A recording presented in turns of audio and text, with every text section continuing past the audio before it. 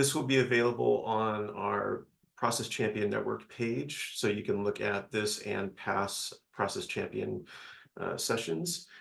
So real quick on Nintex and Process Manager. If you've been in the tool, you may have seen a new kind of menu and option that's popped up that's called Capture. So Nintex is creating a new widget that goes into on your computer that you install that allows you to record the steps of you performing a process. So this would work well for anything that is predominantly done on a computer. The idea is that you could have actually a process performer actually go through the steps of their process, and this would then be something that could be imported into a process manager document that would let you kind of speed along getting that document or that process documented. So if you've been in Process Manager, you may have seen on the normal window here this capture.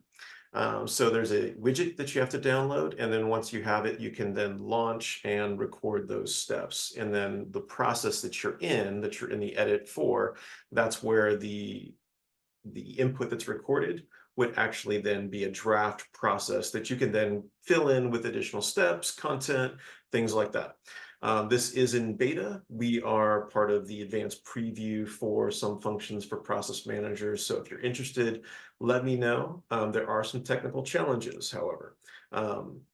If your computer doesn't allow you to install the widget with your own permissions and you have to get Berkeley IT to help, then it doesn't completely work when the permissions are not actually set up where you can use it. So I'm working with that with the vendor to try and get that fixed, and I'll send out updates. But in the interim, if you're interested, let me know, and we'll try and get a group together to run it through its paces and give the vendor some feedback around how useful it is, and see if this is something that, as a campus, that we can really use to improve how easily our process performers can help us document processes. All right, so returning to our topics for this today and for the upcoming, you can see again, we're going to be focusing on the synergy of project and change management. Upcoming next session in December will be focused on process metrics. So look forward to seeing that in your email and on your calendar soon. And I'm going to hand off to Chris DeMarco, who is going to be our presenter for today's topic. Thanks, Nick. Hi, everyone. I'm Chris DeMarco with the Business Process Management Office. I've been on campus here. I guess I'm going on 11 years, 12 years, so over a decade, something like that. It's nice to see everybody here. I recognize a lot of faces I don't recognize. Great to see all the growth in this network as well. I think there's people from UCOP on the call, and I don't know if it's just the topic or if we've really built this grassroots effort up for the last couple of years, but I think this is our third or fourth year trying to get this network off the ground. But I just want to call out Derek Coates for leading us off this year with the accessible process design session we had a couple months ago. If you missed that, it was really exciting. So thanks, Derek. And thanks for everybody to just kind of keep on pushing through, thinking about the process behind everything we do. So I know that today's topic is really thinking about the synergy between project management and change management. But this is the Process Champion Network, right? And the reason why process is the lead of everything we do when we wake up, whether we're making breakfast, tying our shoes, or going to work, or doing something extremely complex, we all know there's a process behind it. So as I kind of talk about the synergy between project and change management, I'm going to allude to, and at the very end, I'll show you kind of some actionable process pieces, but everything that we really do and breathe and believe is a process. So I'm going to share my screen here, bring this up really quickly, and then let me just a sec here. I'm going to make it bigger on my screen so it's easier for me to present to you all. And bring up all your faces on my other screen so I can see all your eyebrows moving and anything you don't like.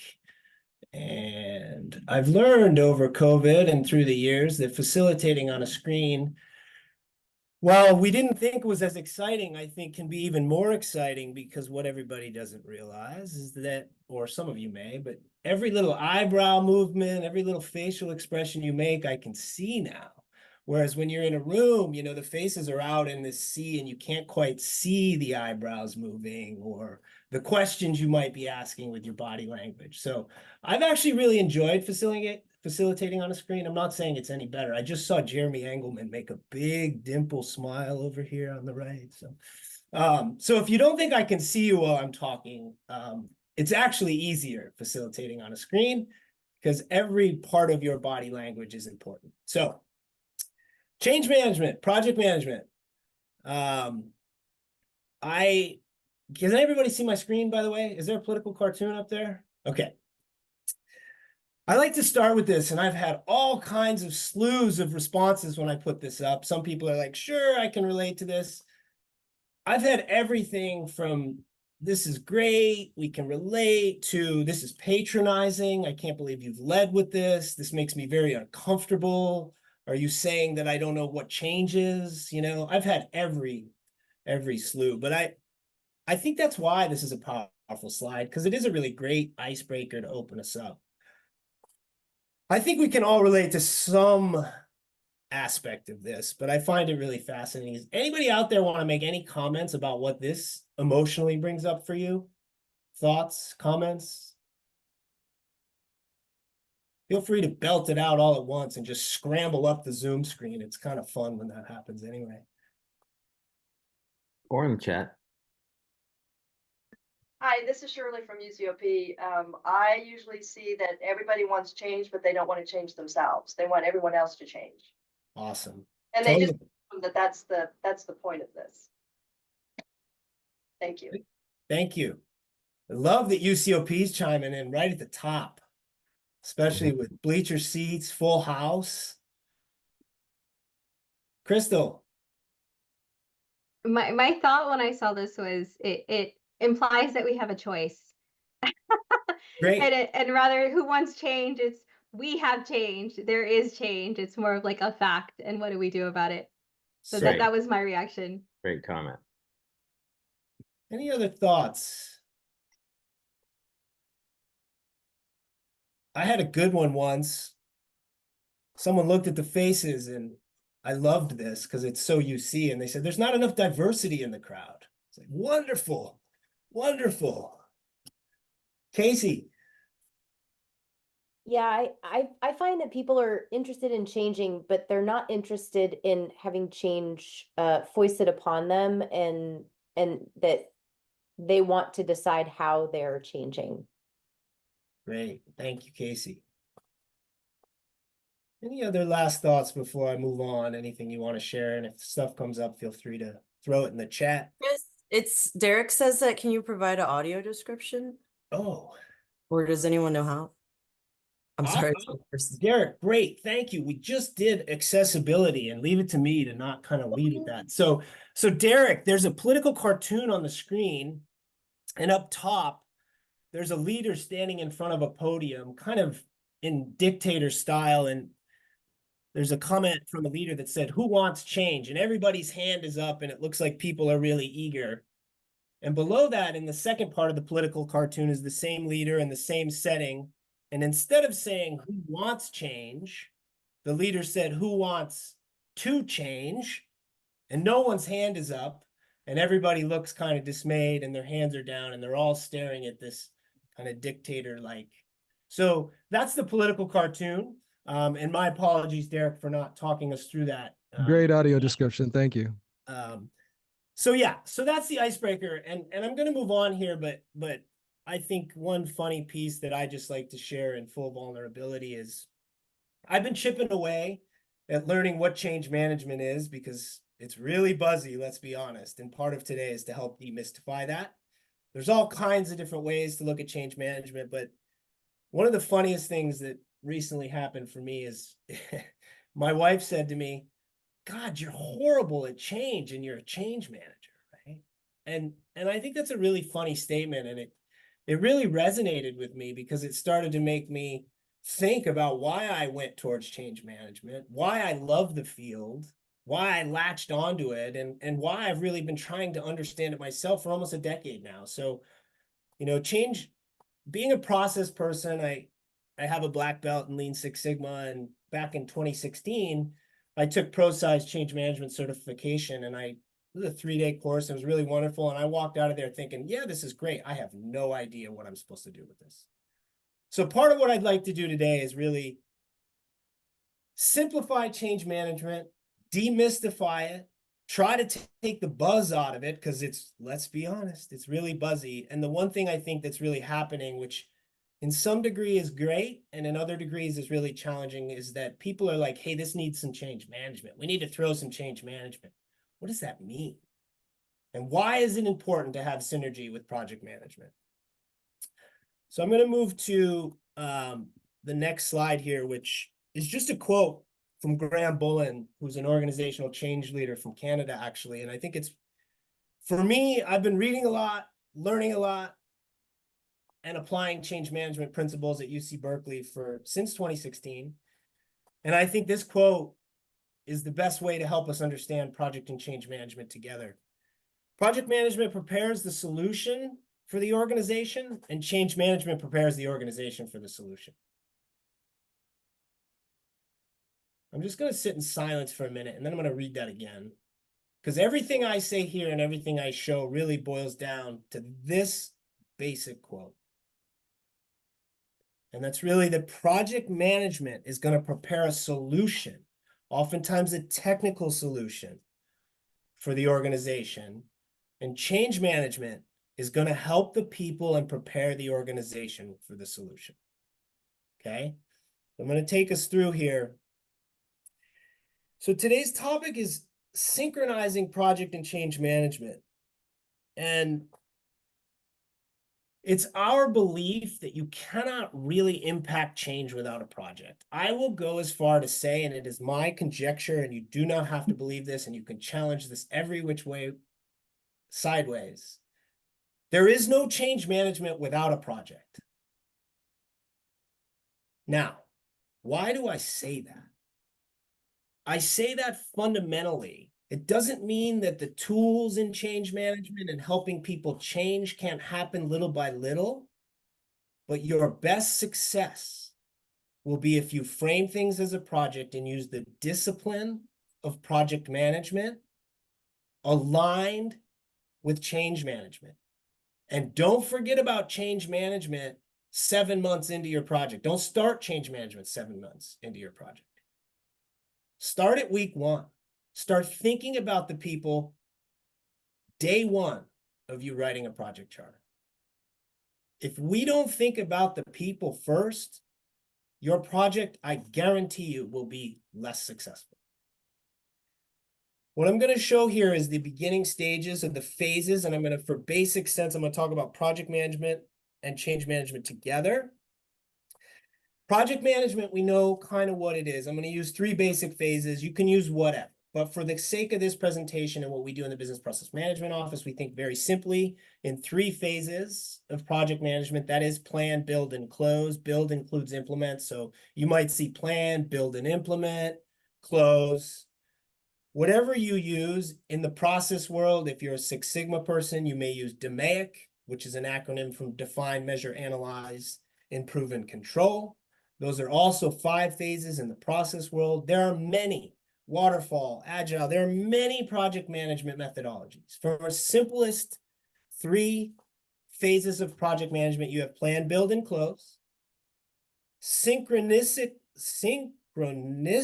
Wow, can someone help me with that? Synchronized, we'll go that's simpler. Synchronized with that are the phases of change management. For the context of this, I'm going to use 3 basic ones: prepare, manage, and sustain. Those are straight out of ProSci. That's my training. You can use whatever you'd like, so long as you meet together in what we call a synchronized project management and change management cone. It's kind of like a cone, fits together like this. This is so important because how many projects have you either led or been on in some facet the project, let's just say, is implementing some sort of new technology to use, and you've been doing your job for 15 years one certain way, and they stuff this technology in front of you and they say, go do it. And you go to a user testing session and you sit in there and you're like, I have no idea in the last hour and a half what anybody just said to me, and I'm supposed to fill out this thing, and I'm in a user testing session. And the project manager's sitting in there going, ha ha, doesn't know what's going on in here. Well, that's the whole point, right? We don't know what's going on. We have to think people first, and that's why change management needs to fit in there. The last part about this is the stage gates, and those come in because these give us nice places as stopping zones to check in on a project and see how we're doing. I put 3 of them in here. You can have 5, you can have whatever, but they're really nice checks and balances. So what I'm showing here is the phases of project and change management fitting together in a utopian perfect world, which we know never happens. Ask anybody over in John Arvin's group or anyone in construction how often a construction project lands on time. It doesn't mean you shouldn't. Yes, John said yes. It doesn't mean you shouldn't use these things and the tools behind it. So this is kind of the general gist of synchronizing project and change management. I'm going to stop there and just see if anybody has any questions, or if there's anything on the highest level, simplest level of bringing change and process together. Any questions or thoughts out there? Anything that's not clear before I move on? Allison. Hey, I think my biggest fear is that we can't have change without a project, because we do a ton of work operations wise, and that's just a frightening reality that it would be So for us a to change the project. great comment, Allison. So I think, let me clarify something. We will always have change. Change will never stop. We shouldn't do change management without project management. We're changing every day, right? You don't need a big project if you just want to 5S your desk, or you want to move something around and you want to change something and do a quick PDCA loop. That's change. I'm not saying that. What I'm saying is when we see something big, a giant, let's just take UC Path. What we don't want to do is say, right, let's throw a bunch of change management at UC Path without a project. That's the difference. And great question, Allison. So I'm not saying don't do change. I'm saying be cognizant or cautious of doing change management and the tools all around that are in change management without having a project aligned with it. And now I want to just take that one more lane further, Allison, because you ask a really good question.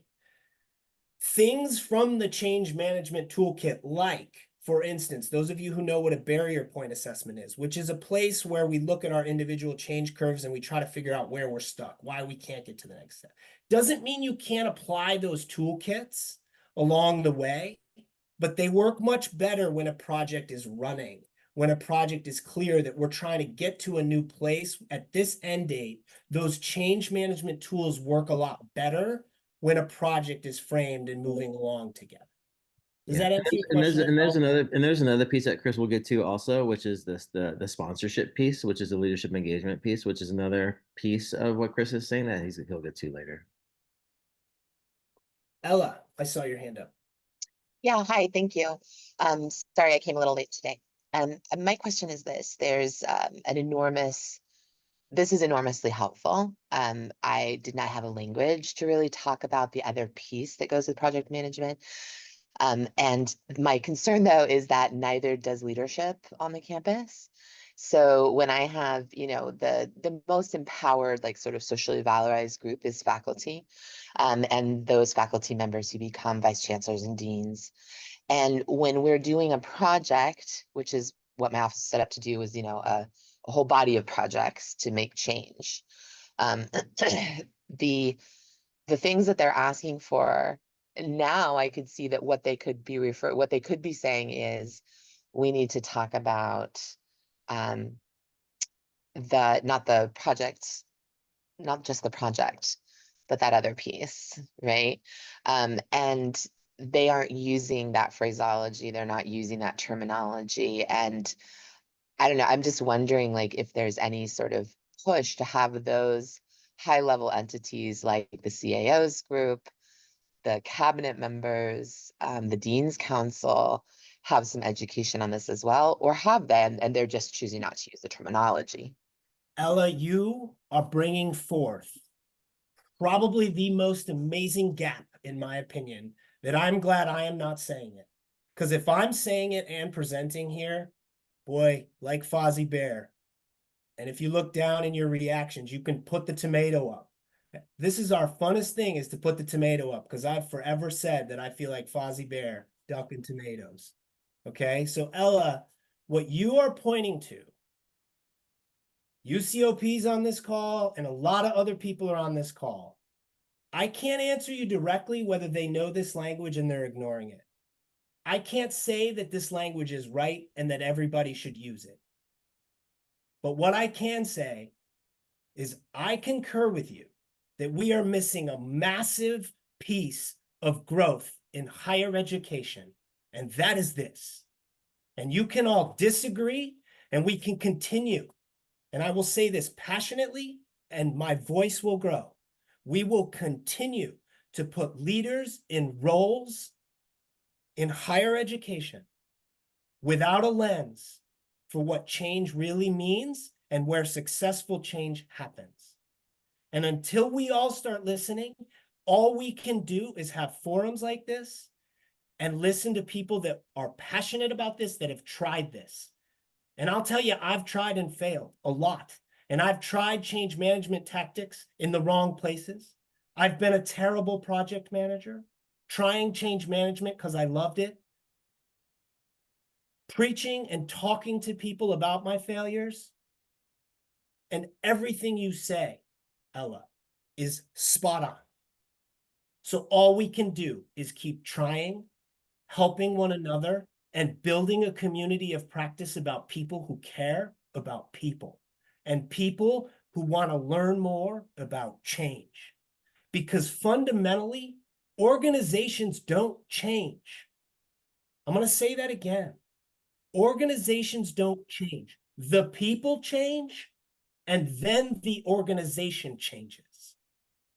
This is the grassroots movement in higher education, starting here at UC Berkeley and across the UC system, of an opportunity to grab hold of this. Not overbuzz it, not use complex terms, but simplify it down to something that people can understand. And I hope, and I'm so glad you asked this, Ella, and I hope that I can help us little by little get over the precipice of the gap that you have identified gracefully here, Ella. So thank you. I'm going to move on.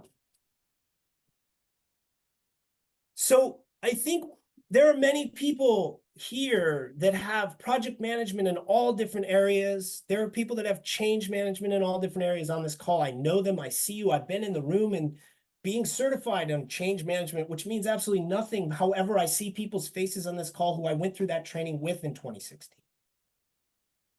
I'm going to take a little more time because even through that training, I did not know what change management meant. And I'm still learning every day. But I'm going to take a little more time to demystify change management, spend a little more time on change management here and bring us back to project management, just because I think, and I don't know this, but my conjecture is that there's a little more buzz on change management and a lot less knowledge. So I'm going to talk a little bit about the basics of change management and then bring us back to synchronizing with project management. So why change management? Why? And I can tell you that our people are important, but there is a lot of data out there that says if you think about the people and you use some techniques around people first with your project, that your project is X amount more efficient. I'm not going to fill in that X. Some people say 5 to 10%. Doesn't sound like a lot, but if your project is 80% successful and I can add 10 more percent and add that to 90%, that's a big help. That puts my project into the A status from a B project, or from a C to a B to a C. So if I can increase my project by helping the people through that change by 10%, pretty important. So what is change management in its simplest form? It's really preparing and equipping our people through those change journeys that they're experiencing for two reasons. So that they as people are successful in the future state, and so that the organization is also successful. We want both those things to happen. So how we do that, how we prep them, how we support them, right? And how we prepare them for what is happening has to have those two things. It's not easy. It's not easy to get people on the other side doing something new efficiently right away. And it's not easy to help the organization be more successful right away. Okay, so we're really looking to mobilize people to deliver results in a future state. That's the why, and that's the what. For those of you who know Simon Sinek, I'm a big believer, start with the why, then maybe go to the what, and then you can get to the how. Start with the why. Okay, one more layer of change management, simple. So I told you the what and the why. But if you don't remember anything else and people ask you what change management is, I've been working on this deck since 2016. Because when people said, what is change management? I'm like, I need to be able to define change management in 5 minutes or less, or one sentence. So I just did it in one sentence. And I'm safe here because this is synchronized project and change management, so I don't have to do it in 5 minutes. But I'm going to do it really quickly in 5 buckets. If you don't remember anything else and you're like, what is change management? It is these 5 things. Yes, it's preparing and equipping. It is only these 5 things, okay? Sponsorship. It is a sponsorship roadmap and helping have a sponsor on a project and how they're going to get there. These are not in any specific order. So just because I said sponsorship, it doesn't mean it's the most important. It might be, but it doesn't mean that. Okay? Resistance management, the next bucket. So sponsorship, resistance management, coaching. The 4th is training. And the 5th lever is communication.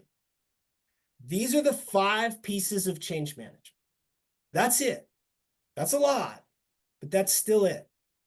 If you don't remember anything else and someone says you got to throw some change management at it, okay, tell me which of these 5 buckets you're talking in. Are you talking all of them? How many people say change management's communication? Change management's training. That's 1/5 of change management. So when someone tells you change management's communication, you want to tune in to the fact that they're talking about 1/5 of the playing field. 1/5 is not a successful change management plan. These are the 5 levers of change management. Okay, I'm going to stop there and answer any questions or anything that's unclear.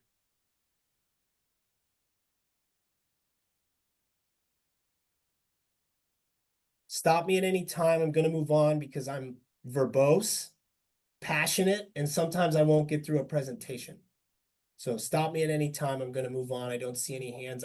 Because we're in bleacher seats only, my Zoom can only see, I don't know, 20 people on a screen. So if you paid for the cheap seats and I can't see you and your hands up, I apologize. Yell at me or yell at someone else to yell at me because we are in a stadium here. Okay, change management. I'm going to bring us back to the synchronization of change management meets project management. I talked about change just because I wanted to demystify it, debuzz it, because it's too buzzy. It's too buzzy. Change management has always been around. For those of you PMI people that have gone through PMBOK and PMI, change management is always in there. I think it's chapter 6. They call it OCM, Organizational Change Management. It's in there. It's a little different. I'm pulling from ProSci because that's where my training is. But change management's always been around. ProSci and others, Cotter, Kubler-Ross, they bounced it out. Linkage, they bounced it all out and made it its own field, which is really beautiful. But it confused and lost what I'm bringing back to, which is the synchronization of project and change management and why it's important together. On my left is the comb simplified that I showed you. Okay, on my right is the very basics that I want to talk about. The top arrow is the project management. That's the plan, build, close. The bottom arrow, prepare, manage, and sustain. That's the phases of change. All we're really trying to do and I know this sounds very simple and it's not, is move people from the current state of the red box through a transition state to a future state. Any project, any change we're trying to do is move them through these 3 boxes. No one goes from a current state to a future state without passing through that transition box. They might move really fast. Others might move really slow. That's all these 2 arrows of project and change management are doing in its simplest and basic form, taking us from a current to a future state. The problem is we get stuck in that yellow because we are human, and everybody gets stuck there for different times, for different amount of times. Sometimes people don't make it to the future state. And then we have bigger problems. They're flight risks. They leave. We lose good people. All kinds of things happen. But the reason why we're doing this is to try to get to a better future state. This is what happens. And this is why I said earlier, organizations do not change. The people change, and then the organization changed. I said that earlier. I'm saying it again. This is a picture of what actually happens. Helena from UDAR is on this call, and I heard her say this the other day, and it lit me up like a light bulb. She said, we're stuck in the Swiss cheese state. The Swiss cheese state is what happens, what you see here in the middle. The yellow box is Swiss cheese. That's the transition box. We're trying to move people from the current state to the future state. And we get half or a third across to the future state. We got the early adopters using the new UC path and finding all the widgets. And they're like, this is great. And then we have the people that are like, I've been doing this on sticky notes for 35 years. Why are you making me go over here? The Swiss cheese state is reality. And until we say this is truth and we all recognize and the leaders recognize we're stuck in Swiss cheese, we can't talk about Swiss cheese. Helene is a great project manager and a leader over there in UDAR, and it lit me up. And she was like, we're stuck in Swiss cheese. Awesome. Because that's the start of being aware, even if it's that basic, to be able to say, we got all these people stuck here. That means we're running a project, but we're thinking about the people. Brilliant. This is what happens, and this is why I say, the next time you hear someone say organizations change, challenge them and say, do they, or did the people change and then your organization changed? It's the people that have to change. We cannot forget about them. I'm going to say the value proposition, which is the most important piece. What we're trying to do by synchronizing project and change management together is this. We are trying to accelerate through the passage of the transition state. We want to move everybody through Swiss cheese as fast as we can. That's the value proposition, and that's a lot harder than it sounds. But the quicker we can move those people through and we can go one-on-one with the leftovers, people stuck in Swiss cheese are not bad. Humans don't do change well. We know some are great. My wife said to me, I'm going to say it again, you're a change manager, you're terrible at change. There's a reason why I love change management. I can use my own self-study. We got to start to look at ourselves and be vulnerable. Once we can accelerate the passage through the transition zone, we can get the benefits and adoption and realize the change and live in that future state. Our employees adopt the change, they realize the solution, and they become proficient. Doesn't happen overnight. And even when they're through, proficiency takes time. That's why training is 1/5. Communication is another 5th. Up front, let's tell them early on, let's build awareness. The change triangle, the 3 most important pieces of project and change management. Project, change management, sponsorship. Mike mentioned it earlier. These are the 3 pillars. Okay, we talked a lot about change management at the basic level. We didn't talk much about project management, but we talked about plan, build, close. Sponsorship. Extremely, extremely important. Your project, I'm not going to throw data at it or a number, but I'm going to tell you will be so much less successful without a sponsor or the right sponsor. Change initiatives are going to succeed when project management, change management, and sponsorship are working harmoniously together. Those stage gates I showed coming through, that's where you meet with the sponsor, you tell them what's going on, and you say, I need your help. We're stuck. Can I move on? Sponsor can help clear those roadblocks if you have the right sponsor in place. So our mission is really to try to create this harmony between these 3 points on the triangle. There are ways, I'm not going to go into the tools, but there are ways to measure these 3 points. There's something called the project change triangle that assesses each of these points early on, that says how strong is your project change management and sponsorship through assessments, so you know early on where your gaps are so that you can help try to fill them. I got a change manager, but his wife says he's terrible at change. Well, make him do the assessment and see how good he does. He's there, he wants to do it, but he might not be that great. We might need to give him some change resource. Doesn't mean he can't lead it. Okay? But you can assess these points. You will get all these slides. There's links to how to do this. There is a huge toolkit. I'm specifically not going into the tools because you have to be skilled and learn about it. And we don't want to throw a tool at a problem, but the tools behind this stuff are real, and you have to pick the right ones at the right time. And you don't want to use all of them or your project will never go anywhere. But there are tools behind all this to be able to assess and get yourself and your organization to the future state. This is another really important part. Change happens at 3 levels, and this is really important. And this was the hardest thing when I went through change management certification for me personally to understand. I did not understand what the phases of change management meant when I showed you prepare, manage, and sustain. I didn't know what those meant in comparison to what I'm going to talk about with ADKAR or Kubler-Ross or being on a change curve.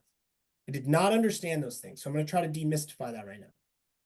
Change happens on 3 levels. The green bubble is the individual level. Those are the people, that's self. There is change management for projects. Those are the phases I showed you. That means running a project with something like plan, prepare, build, and close, and prepare, manage, and sustain. That's the project level. The people level is ADKAR, which I haven't introduced you to, but I will, or whatever change curve each of those individuals is on. The easiest one for me to use, and I'm sorry to use this, but drug addicts. They're on a change curve. They want to change and go to NA or AA. They have to go through that awareness phase and they have to get through denial. That's a change curve.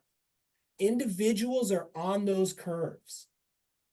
The project is on another level where there's phases, and that is moving too. The third phase is the enterprise level. I'm going to give you an analogy why this is important and what this means. We kind of understand the individual. We're all on a change curve to get through the Swiss cheese state. Why are we in denial of using UC Path? Why are we in denial of using the new tool? That's our own individual change curve. Project managers and change managers are running us through a lot of things at the project level. The enterprise level is kind of like a subdivision. So if you think about building a house, building the house is the project. The individual level is who's going to live in the house, and the enterprise level is the subdivision. Linking all the infrastructure of all the houses in a subdivision is the enterprise. That could be the UC Berkeley level. It could be the UC system level, depending on what layer we're looking at. So when you build a house, that's your project.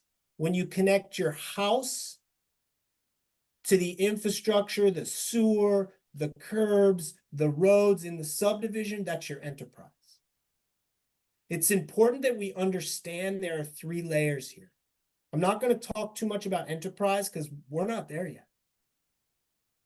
We get initiatives from UCOP coming down all the time. Those are important, and those are really, really important, right? We just had a new change in state law for workplace violence protection. The state defines violence in the workplace completely different now. Not completely. That's a directive coming down. Those are enterprise level change management and projects that need to run to make changes at the UC level to abide by state levels of compliance. Enterprise level project and change management. Any questions on this? This is really important. If you don't understand it fully, that's okay, but it's important to know there are 3 levels: the individual, the project level, which is what I showed earlier, and a much bigger level, which can be this enterprise type level. Okay, now I'm going to break down that individual level a little further. The example I use, and I apologize if I use a drug addict reference or something of the sort that is hard for people, but I hope I didn't offend anyone. It's one that I can relate to and understand. Add car. On the left is the individual, on the right is the project. I've already talked a lot about the project. It looks a little different here. It's the same thing. It's the project approach to change management. So it's prepare, manage, and sustain. That's the comb piece that comes into the project management. I'm going to spend my time on the left for just a minute talking about the individual change. Those individuals are in the Swiss cheese state. We want to pull them through. They're resistant. They don't want to use UC path. They don't want to get to the future state. They don't want to be there. They're like, I've been doing my job this way. The individual, I'm going to talk about ADKAR, but there are many change curves. For those of you that don't know ADKAR, it's okay. Stands for awareness, desire, knowledge, ability, and reinforcement. Those are 5 building blocks of a curve that you individual as a human go through to get to the future state. Just like project management tactics, on the individual curves of change, there are many. You may have heard of Kubler-Ross. You may have heard of the Cotter method. There are a lot of different change curves. Doesn't matter what you use or what you reference. When you go use and do one of the 5ths of change management, which is resistance management, and you work with individuals to figure out why they're stuck, you are talking to them about these curves, or in this case, ADKAR. What do I mean by that? Awareness, desire, knowledge, ability, reinforcement. Those are building blocks. They are sequential. You don't jump to reinforcement without having awareness. They are actually linear and sequential. You move through those and then you're in that future state. These are really important to have. And I'm going to give you an example. Awareness. A good project that is running has good communication early on. It tells people and builds awareness. It uses communication plans that help build awareness in its people to the best as early so they know what's coming. If we do that, we help each individual move through the curve. We don't get them all. We help build desire in that way as well. Then we get to knowledge, the K. Sometimes for UC Path example or new softwares, we have to train people to use the tool. That builds the knowledge. They have to have desire before we put training in front of them. If we tell them to go to a classroom and take this training and they have no desire yet, they haven't gone through the D, they're going to sit in the room and they're going to space out and they're not going to learn. We must build desire before we get to knowledge. Awareness, desire, knowledge. Once they're trained and they're comfortable, they can use the new tool, they get to ability. They now have the ability and they demonstrate the skill and behavior, and they get to the final piece to reinforce and let that change stick. Once that change can stick, they're there, they're in the future state.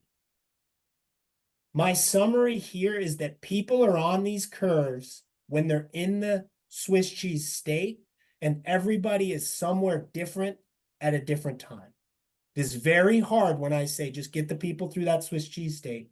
When you have 5,000 people you're trying to get to use a new tool, or 30,000 people to take a new workplace violence training program because the state said so. But it's important to know that people are on their own curves, if nothing less. And it doesn't matter what curves you use, human beings are on a change curve, and we are part of a bigger initiative that oftentimes is a project, if run well, to live in a new future state.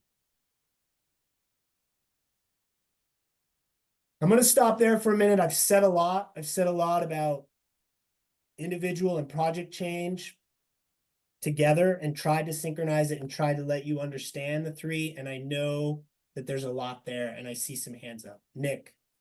Just want to bring up a question. Ingrid asked about how culture change fits into this conversation we have about change management. Wonderful question. Here's my first, not even answer. Culture change is the proven hardest kind of change. The number one hardest kind of change is any kind of culture shift. Different. You might argue that like a software change is a culture change. Yeah, but real culture change, they are the hardest. So it fits in. My answer to your question is number one, know that culture change is the hardest kind. The second part is how it fits in. Run your best project, get your best people, use all the tools you can, and address that this is a massive culture shift in the risks bucket of your project charter right away, and try to help people one-on-one as much as you can.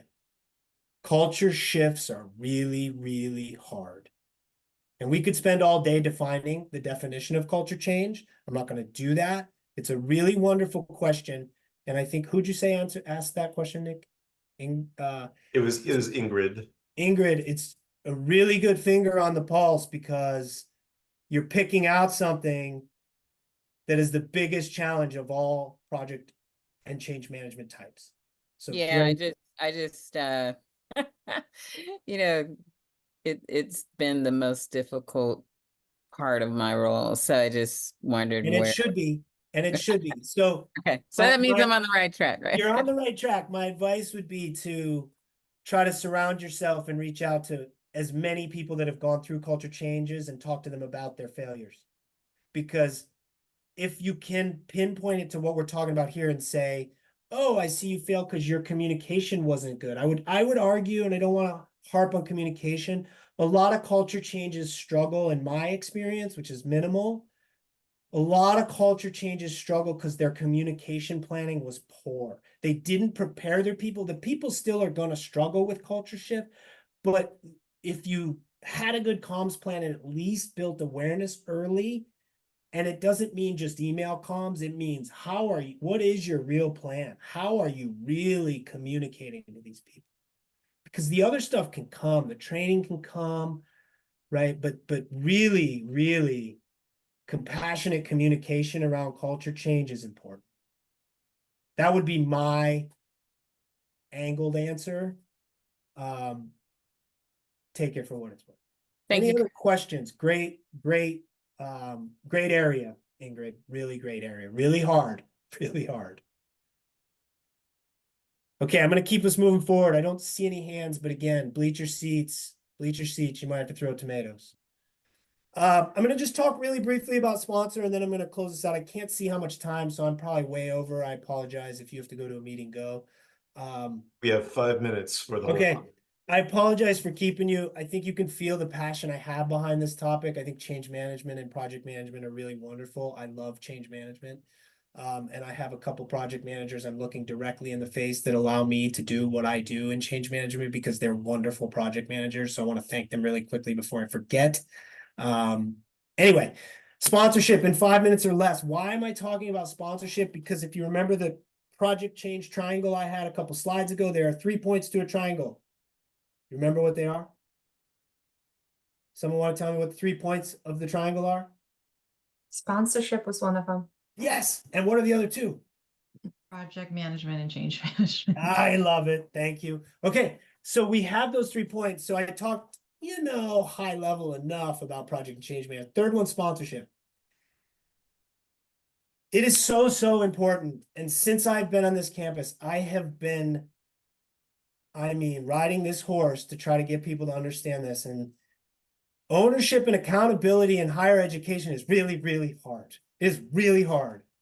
And sponsorship is super important. And it's really thinking to help executives and our senior leaders, some of which are on this call. Thank you for showing up. I'm not going to mention your names, but it's really great to see you here because I respect you all. And I think it's awesome that you are here. You are the ones. You are the ones that we need. You are the ones that people listen to. So thank you for being here. But an organization really looks to you.